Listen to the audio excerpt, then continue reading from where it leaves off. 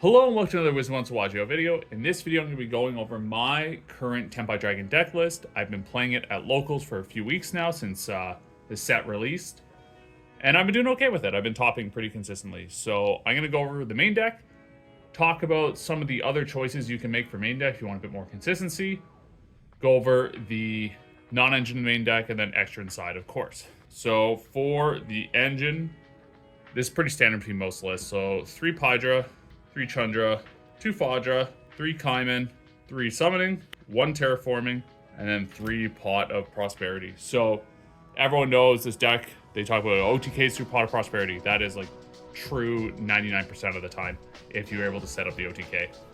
The only other debate is how many Fadras. Some people have cut it down to 1. I think right now, before we get the additional support from the Infinite Forbidden, I think it's fine at 2.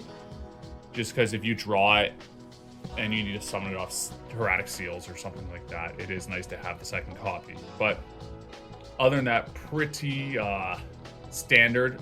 Some people are playing an extra copy. They're playing set rotation and then a second field spell, like the new field spell from Legacy Destruction. I think it's called Way There's a Will. It's like a worse Pot of Prosperity, but it works okay going second. So you kind of have that extra piece to get to the field spell, which is an option, but I prioritize playing more non-engine, which is why I'm not playing that package. Next, for the non-engine, we're playing a more heavier hand trap build, but we are still playing some board breakers, and I'll explain why. So, playing 3 Dimension Shifter, 3 Ash Blossom, 3 Ghost Ogre, 3 Ghost Mourner, 1 Bestial Magnamut, and 3 Infinite Impermanence. Ash, Ogre, Imperm, pretty self-explanatory. Veilers in my side deck. I thought Mourner was a slightly better pick because it works better in the mirror. You can Mourner their Trident Dragon and not lose, potentially.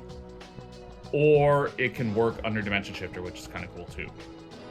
Shifter, I know some of the more successful lists at some of the later YCSs or other high tier events have been playing this in the side deck.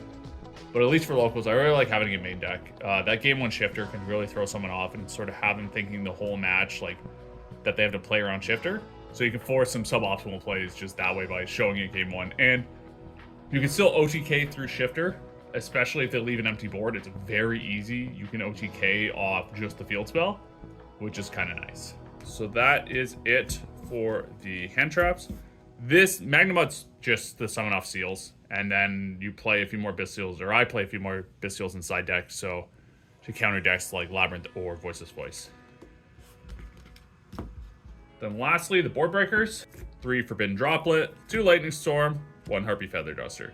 You have to main deck the spell trap removal, I feel. It is kind of irresponsible not to. You will lose games that in game 1 you get like a floodgate flipped on you and you have no way out. But at least if you play stuff in main deck, you can out it. It's really good against like Voiceless Voice outing their back row or forcing the Skull Guardian negate. You can like Snake Eye, it forces them to Flamberge right away, and you can still get to clear everything out like the field spell. And then Droplet.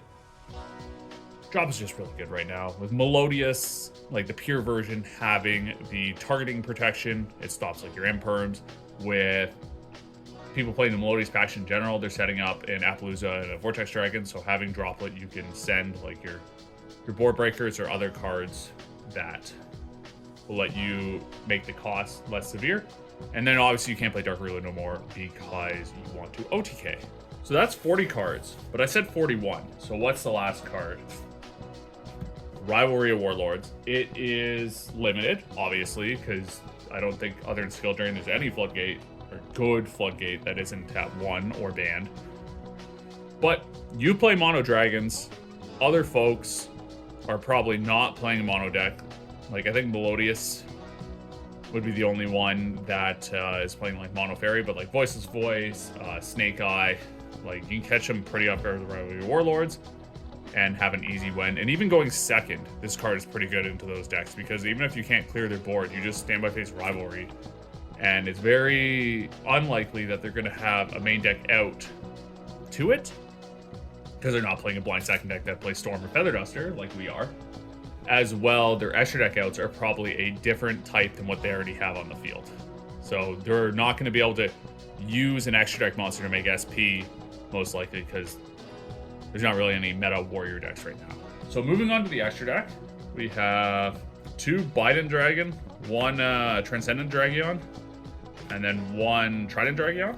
So these are pretty standard. I've seen, I think it was Quanto's list, play 2 Transcendent for fear of things like Kashtira Unicorn. But other than that, like, I think it's pretty standard. I don't play the going first package, so the second Bident isn't for like doing weird AFD like lines into Ultimate Zolkin. Enough about those. So other synchro package I play, we have Black Rose Dragon, Odd Eyes Meteor Burst, Kui Belt, and Samurai Destroyer.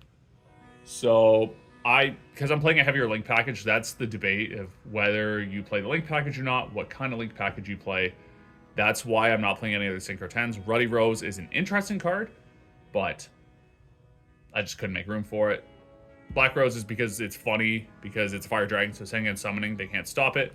This card's really good in the mirror. You can summon it in main phase 1, and if they have like monsters on board, they can't do anything. Or if you summon it on their battle phase, you can pretty much stop their battle phase, which is really nice.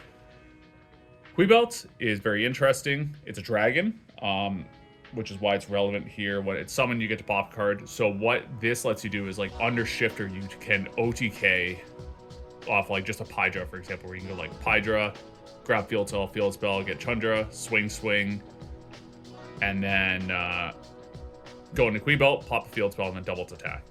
Samurai Destroyer, it's for Yubel. I know Yubel decks aren't as popular right now, but they will after Infinite Forbidden and the Fiendsmith stuff comes out, be really popular. So definitely keep an eye out for this card. It's like got 1 print as a rare in Circuit Break. So check your bulk. Talk to your friends, they might have one. I was lucky enough, my friend Sam had one for me. But it also is interesting as Voiceless Voice, because when they have Barrier up and you have to attack their ritual monsters first, you can use this to attack Skull Guardian, and then its effect will negate the Skull Guardian's effect, so it'll bring it down to 2050, and then you can just beat over it. And then hopefully have like a Sangan Kaiman to be able to continue and do the OTK. So it's not bad. So I talked about the link package. I'm not playing the Raging Phoenix Zelantis line because it never comes up for the OTK. It's nice for the Zelantis in the mirror to have like the interruption during battle phase, but other than that, we'll get right into it. So we're playing Striker Dragon and Seals. Striker Dragon is for 2 reasons. It either makes your SP Little Knight better because you can turn any 2 monsters, as long as one of them is one of your Tenpai Dragons, into an SP with the Banish effect. As well, it's really good because it lets you go into Dark. And you might be like, why do you want to go into Dark? Like, what's an extra body do for you? You're playing Hida, of course, like, because Fire decks are the most meta, and you're playing a lot of Fire cards. But it's because both of these let you go into Promethean Princess, like, for free. And then with Promethean Princess, you are able to get your combo going again. You're setting up another interruption in Graveyard. And then the last card we're playing is the Ambler Whale as a link 4, just to link off the Princess. If it's like, you can't OTK and then you go like Dark, steal something, Promethean Princess, something back, Ambler Whale. That way you have the interruption for Princess live in your graveyard. So that's it for the extra deck. So going to the side deck. The side deck things I'm most iffy on. I'll let you know what I think is like necessary and what has room to change. So first thing is 3 Kashtira Fenrir. I think these are mandatory to be somewhere in your list. I've seen some people are main decking 2 Fenrir with a Wraith Soth, which is interesting, gives you a bit more of like if you're forced to go first game 1, which really only should be happening either in the mirror or in the later rounds when people know what you're playing. So definitely an option as well, but this card's cracked as it always has been. Playing 3 Nib, not main decking it. The problem is like decks like Voiceless Voice don't get hit by it, so I would, and it's not as high impact as you'd like it to be against Snake Eye, but it's still a good additional option, especially like for stuff like Marincess and Salamangrate are popping up at events again, so this card is really good against like a lot of Rogue. Then we're playing 1 Jerusalem and 1 Baldrake. Like I said before, this is to sort of supplement your Bastille Magnamut. It's good against Voiceless Voice. It's good against Labyrinth, which Labyrinth this deck is a really hard matchup against. So that is why you would want to play those. Then to round it out, we're playing 2 Effect Veiler. If you want, you could swap the dimension shifters for these, and then just make room, like maybe drop a ball drake to like make room for the third shifter back inside. Just for me right now, I'm liking shifter and main more than I'm liking FI Failer. Then we're playing 3 Crosso Designator. This is your going first card, or if like you're going into game 3 and you want to make sure that like you don't get Ghost Ogred on your second summoning. This card is insane in the mirror. You can call, like, I know everyone says that for every deck, but like especially because you call Chandra, like you don't die. It's very hard for them to OTK through like a Seals and like a set crossout. And then the last 2 cards are just 2 Cosmic Cyclone. These are the ones I'm really iffy about. Like, I wanted more back row removal. I've seen some people playing Twin Twisters again instead, and that might be a better option for hitting something like Labyrinth to be able to clear more cards. But Cosmic Cyclone does have its own applications, especially against the Fire King Snake Eye deck, which I think some people are back on, but Pier is still the more popular variant. So that's all I have for the list. Once I get a chance to go to some higher level events, like some regionals and the like, I'll probably be playing this deck, and then I will hopefully have some updated deck list share with you then. Otherwise, that's all I have for the video. If you liked it, be sure to like and subscribe. If you have any recommendations for cards I should check out for the deck, be sure to leave a comment, and I'll see everyone in the next video.